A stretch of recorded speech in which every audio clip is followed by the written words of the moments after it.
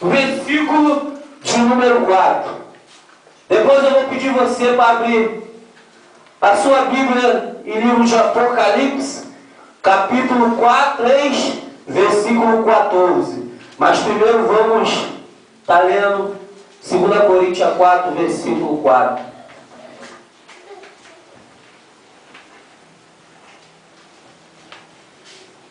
Aleluia. Todos acharam? 2 Coríntios 4, versículo de número 4.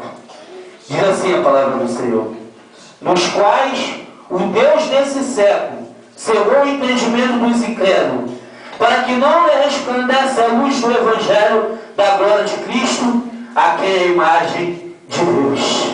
Agora abra comigo lá no livro de Apocalipse, capítulo de número 3, versículo 14 em diante. Carta da igreja a Laodiceia.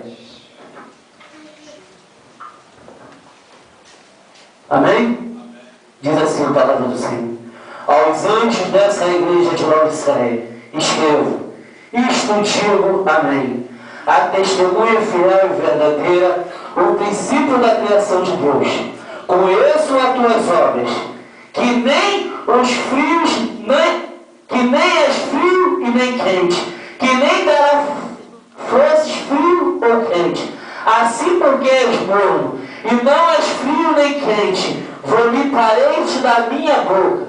Diz: rico sou e estou riquíssimo, e de nada tenho falado, mas não sabes que és um coitado, miserável, e pobre, cego e nu. Aconselho que de mim compre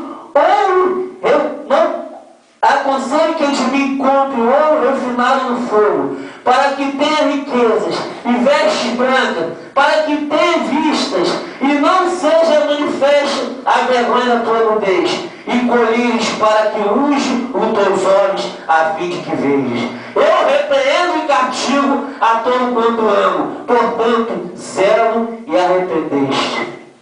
Amém. Pode se assentar, glorificando o nome do Senhor. Oh, maravilha. Aleluia, irmão. Irmão, Paulo, ele escreve a sua segunda epístola aos Coríntios.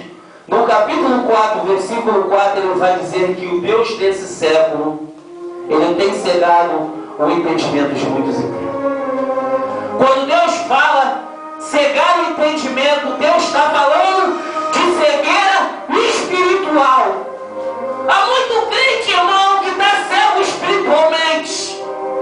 Tem muitas pessoas que estão cego espiritualmente, não conseguem ver a porta que está aberta diante de ti. Deus amado, nessa noite usou o profeta nessa terra para falar que Deus está a pelejar sobre a tua vida, porque essa luta não é contigo, mas é com Ele. Agora eu vejo Paulo dizendo: o Deus desse século tem cegado muitos entendimentos do incrédulo. Sabe por quê, amado? Tem muito crente que não consegue receber a sua vitória porque está cego espiritualmente. Porque o Deus desse século tem cegado, irmão. E por causa dessa cegueira tem muito crente que não aguenta ficar dentro da igreja.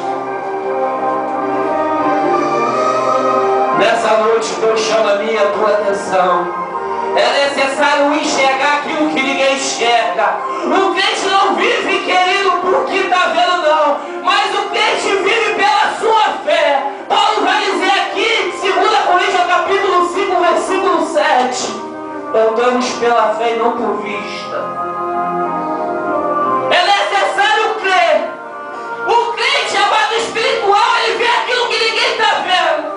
Eu posso contemplar nessa noite, amado, Deus entrando com providência naquele que está com justiça, amado, amarrado, aquele que está com a porta fechada, aquele que tem o amado lá na enfermidade. Eu posso ver com meus olhos espirituais Deus vivendo hoje na terra,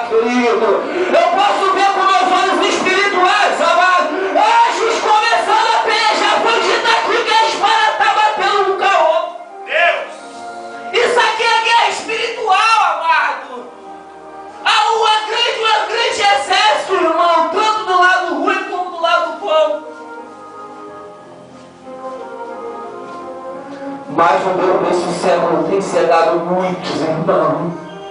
Muitos têm parado, irmão, no meio do caminho porque se encontra cego. Não conseguiu abrir os olhos espirituais. Deus, Santo e poderoso.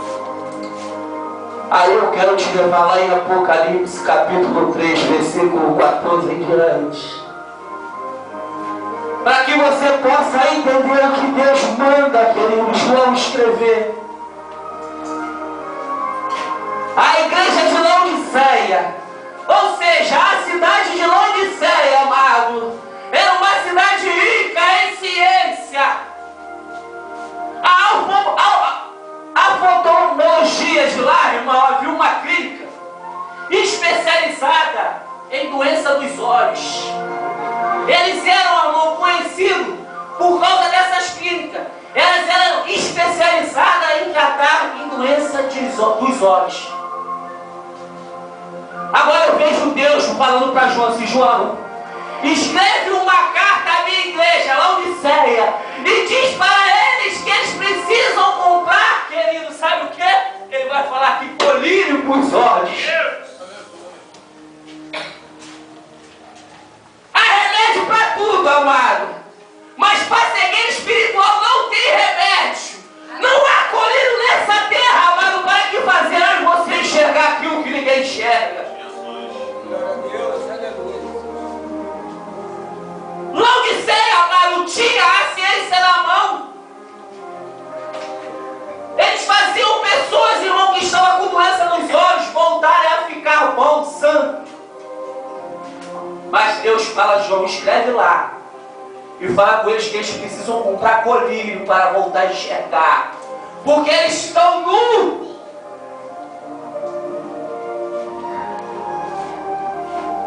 E eles estão dizendo assim: eu sou rico, eu tenho riqueza e não preciso mais de nada, não me falta nada. Sabe o que é isso aqui, irmão? Sabe o que Deus estava falando para a igreja de Laodiceia? Tem muito crente dessa maneira aí. O crente conhece um pouquinho. Aí o irmão vem aqui na frente, começa a pregar a palavra, ou começa a ter uma oportunidade de falar a palavra do Senhor. Ele fala assim: eu não. Eu já sei o que o irmão está falando. Eu já conheço essa passagem. Eu sou rico em conhecimento. Ei, amado, nessa noite Deus está falando que você está nu. É necessário, amado, você usar colírio nos teus olhos. Sabe por quê, querido? Porque não há riqueza, amado, nessa terra, senão aquilo que está lá no céu. Aleluia. Aleluia. Eita glória. E ele vai aconselhando aqui, ó. Tem que ter veste nova, branca.